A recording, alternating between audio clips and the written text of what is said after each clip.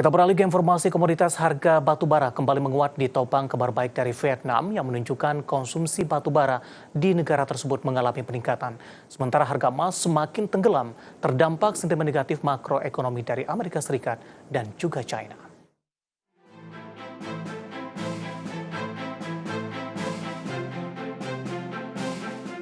Harga batubara kembali menguat di tengah Vietnam berencana membangun conveyor belt raksasa atau ban berjalan sepanjang 160 km. Conveyor belt tersebut akan dipakai untuk mengangkut batubara dari Laos ke Vietnam.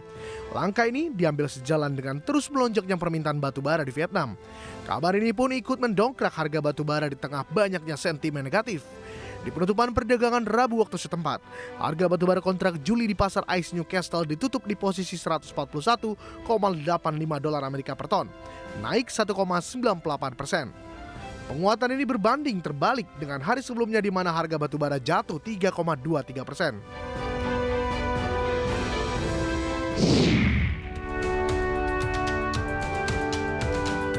Harga minyak kelapa sawit crude palm oil CPO di Bursa Malaysia Exchange terpantau menguat di sesi awal perdagangan Kamis, melanjutkan penguatan sejak perdagangan hari sebelumnya. Namun pelaku pasar kini tengah terbebani oleh perkiraan persediaan dan produksi, di mana persediaan minyak sawit Malaysia pada akhir Mei diperkirakan naik 6,8% dari bulan sebelumnya menjadi 1,6 juta ton, karena produksi melonjak ke level tertinggi sepanjang tahun ini.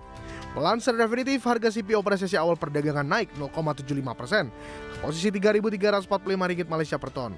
Sebelumnya di perdagangan Rabu, harga CPO ditutup menguat 0,12% ke posisi Rp3.320 Malaysia per ton.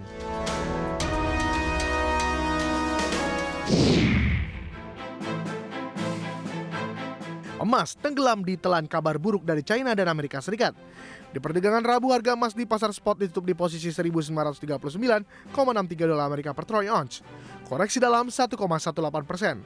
Pelemahan tersebut membawa harga emas ke level terendah sejak 16 Maret atau hampir 3 bulan. Harga emas sedikit membaik di perdagangan Kamis pagi menjelang siang, di posisi 1.943,34, naik 0,19%. Harga emas ambruk setelah China melaporkan pelemahan impor dan ekspor dan menandai jika ekonomi domestik China tengah melambat. Emas juga melemah setelah yield atau imbal hasil surat utang pemerintah Amerika tenor 10 tahun menguat ke 3,79%, level tertingginya sejak 29 Mei 2023. Berbagai sumber IDX Channel. Dan bagaimana update terkini harga sejumlah komoditas yang berhasil dihimpun oleh tim redaksi kami sampai dengan sore hari ini waktu Indonesia Barat, di mana minyak WTI menguat di 0,23% di 72,70 dolar Amerika per barel.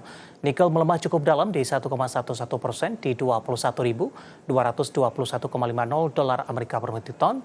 Emas menguat di 0,11% di 1.960,60 dolar Amerika per ounce. Sementara CPO kontrak Agustus 2023 melemah di 0,51% di Rp3.303 Malaysia per tonnya.